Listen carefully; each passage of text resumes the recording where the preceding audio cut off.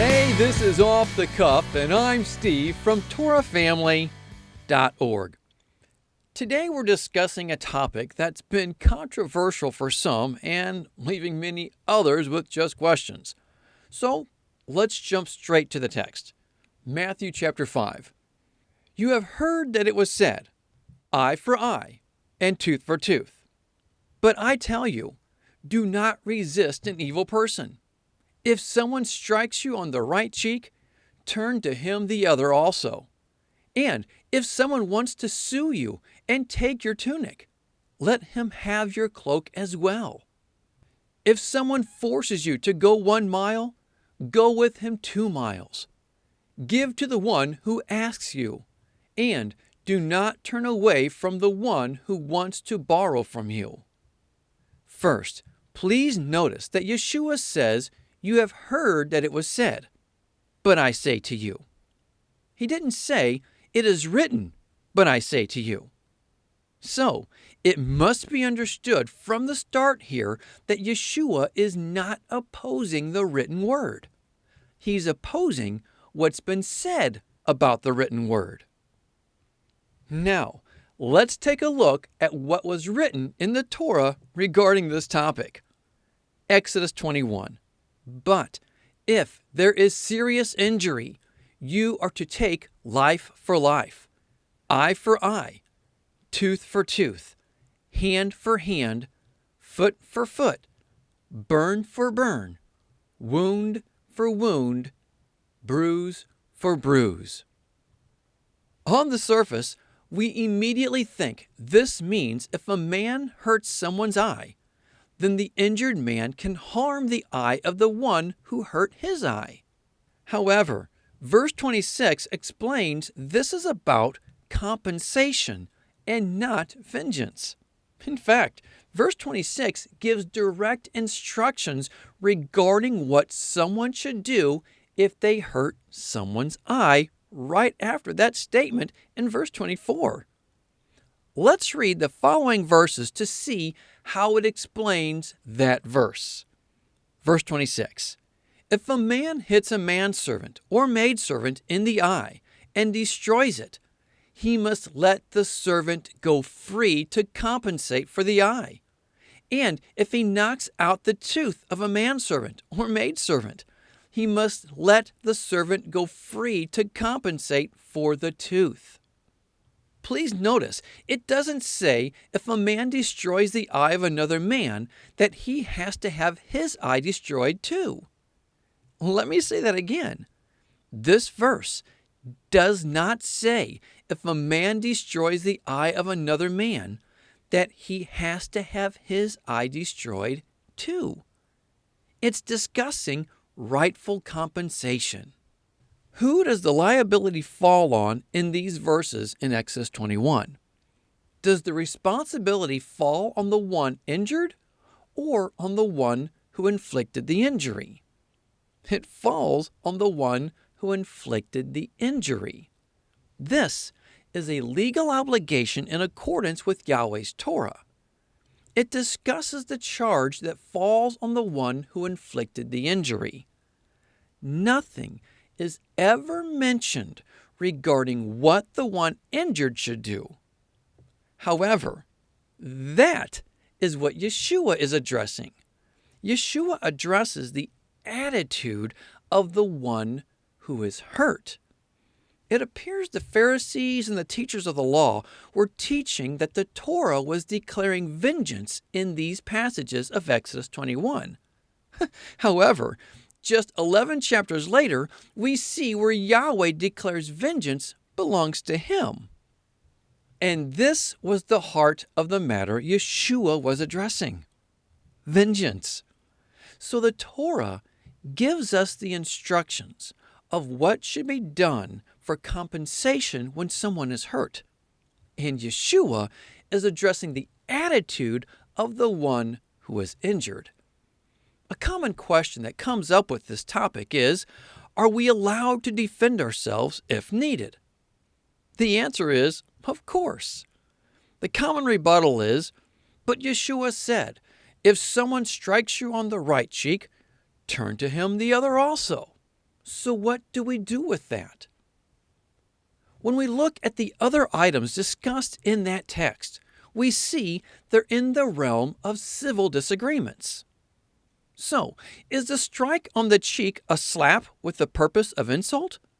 Or is it a physical punch like so many believe it to be? Whichever it is, we have some things to consider. The first question needs to be, does the person who hurt you pursue the Torah? If so, then they will be liable to the rightful compensation of what the text says in Exodus 21. That being said, this was written with the intention that the Torah would be the law of the land. Thus, it would be enforced by the leaders of the day. With that in mind, we need to understand that the Torah is not the law of the land in any nation today. Let me say that again. The Torah is not the law of the land in any nation today. It's not even the law of the land in Israel. This explains why Yahweh is angry with Israel in Zechariah 1:12. But that's a completely different topic altogether. When Yeshua returns, the Torah will be followed again, as Isaiah and Micah both say. So what about self-defense? Do we just let people beat us up? Chapter 22 continues on the topic of rightful compensation and even covers the topic of a thief entering your house at night.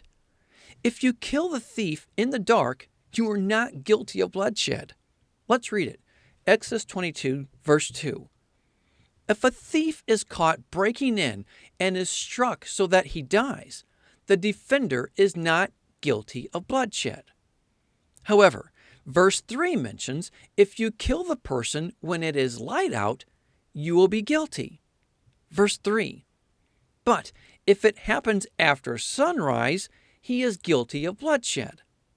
A thief must certainly make restitution, but if he has nothing, he must be sold to pay for his theft. So what's the difference? When it's dark, you don't know the intention of the one breaking into your home. Thus, you are free to defend your family to the death. However, if a thief breaks in during the day, you are not to kill them in vengeance for breaking in to steal from you. But again, if you kill someone at night, you're not guilty of bloodshed. This swings the door wide open for the element of self-defense. A verse that seems to get easily overlooked is Exodus 21, verse 22. If men who are fighting hit a pregnant woman and she gives birth prematurely, but there is no serious injury, the offender must be fined whatever the woman's husband demands and the court allows. Now, my question is, why would two men be fighting? Why is this never addressed? A similar verse is found in Deuteronomy 25. Verse 11. If two men are fighting, and the wife of one of them comes to rescue her husband from his assailant, and she reaches out and seizes him by his private parts, you shall cut off her hand. Show her no pity. First, why are they fighting? Then the question would be, why does there have to be such a strict punishment on the woman for this offense? It's because that act of the woman can prevent the man from ever having children. Some might say, well, that's a good thing. A man like that shouldn't bring children into the world. The problem with that statement is that you're assuming the wife's husband is the innocent one in the fight. You're playing the judge without knowing the whole story. Besides that, Yahweh is the only one who decides whose lineage is to come to an end. No one else can decide that. Thus, the strict penalty to the woman in this situation. But again, why were they fighting? Why is this never addressed? Now, this could go right in line with a thief who might break in during the day. If the thief doesn't run when caught in the action, do we just let them steal from us? Of course not. At that moment, we are to defend that which is ours. Remember, chapters 21 and 22 are all about rightful restitution.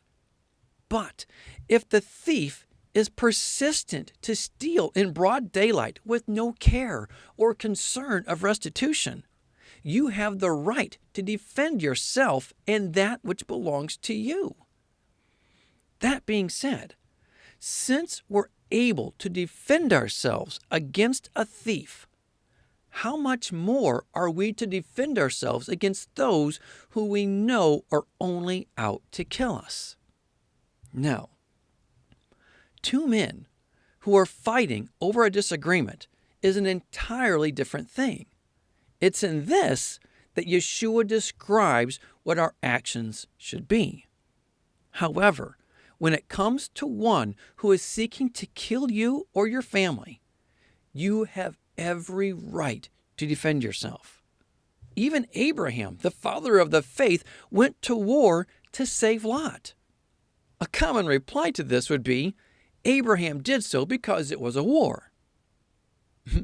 Absolutely.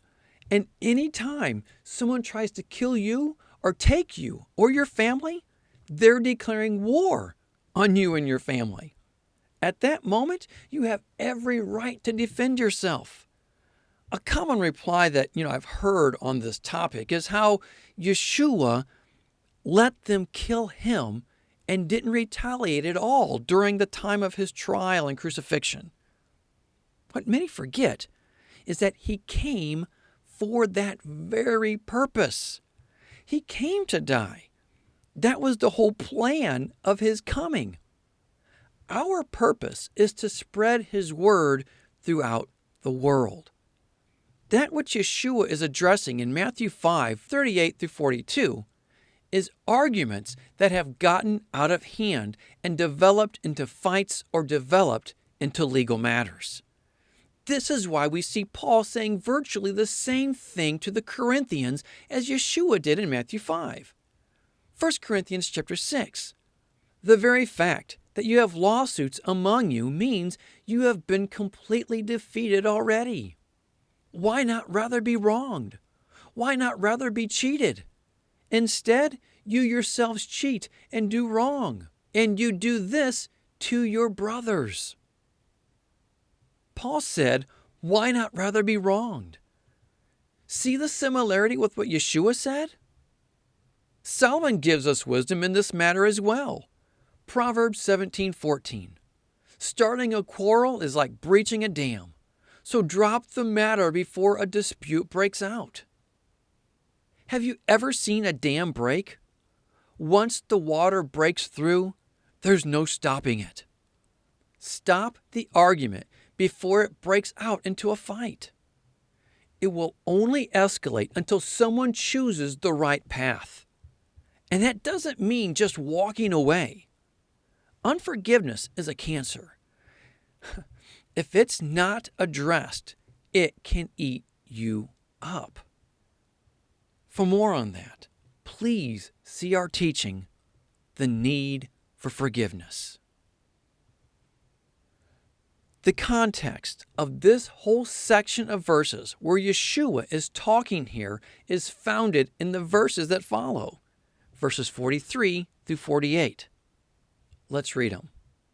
You have heard that it was said, love your neighbor and hate your enemy. But I tell you, love your enemies and pray for those who persecute you, that you may be sons of your Father in heaven. He causes his sun to rise on the evil and the good, and sends rain on the righteous and the unrighteous. If you love those who love you, what reward will you get? Are not even the tax collectors doing that? And if you greet only your brothers, what are you doing more than others?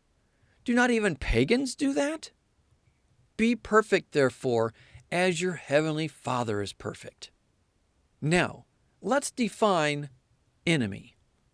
Exodus 23, verse 4. If you come across your enemy's ox or donkey wandering off, be sure to take it back to him.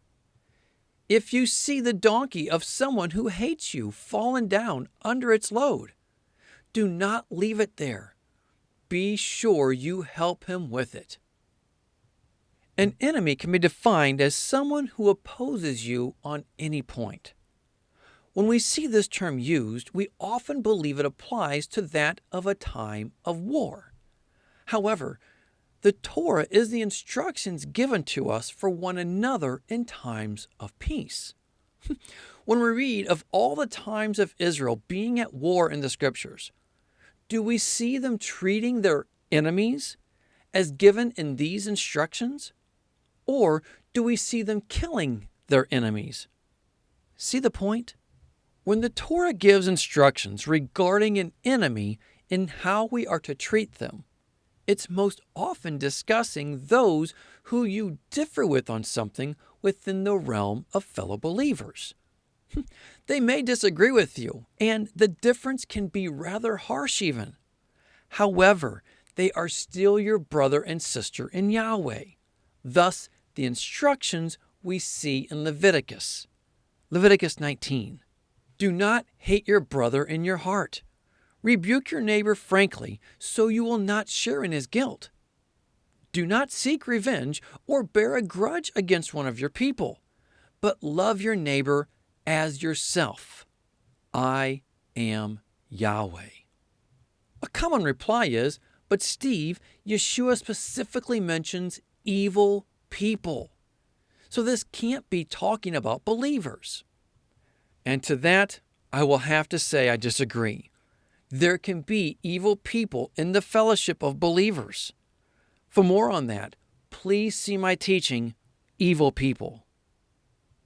And this is why we see what Yeshua said in Matthew chapter 5, addressing evil people in the body of believers. We are to treat everyone with respect, even if they don't do so to us. The goal for us all, even in the midst of our disagreements, should be to show love towards one another, to give respect to others as we want others to respect us. Love is the goal. John 13, a new command I give you, love one another. As I have loved you, so you must love one another. By this, all men will know that you are my disciples, if you love one another. Romans 12:10. Be devoted to one another in brotherly love. Honor one another above yourselves. If you've been done wrong by a fellow believer, remember Hebrews chapter 10. For we know him who said, "It is mine to avenge, I will repay." And again, the Lord will judge his people. So when it comes to differences and disagreements amongst brothers and sisters in Yahweh, let your love be seen by all. Well, that's all I have. Think about it. Pray about it. But more than anything, be a doer of the word and not a hearer only. Until next time, Shalom.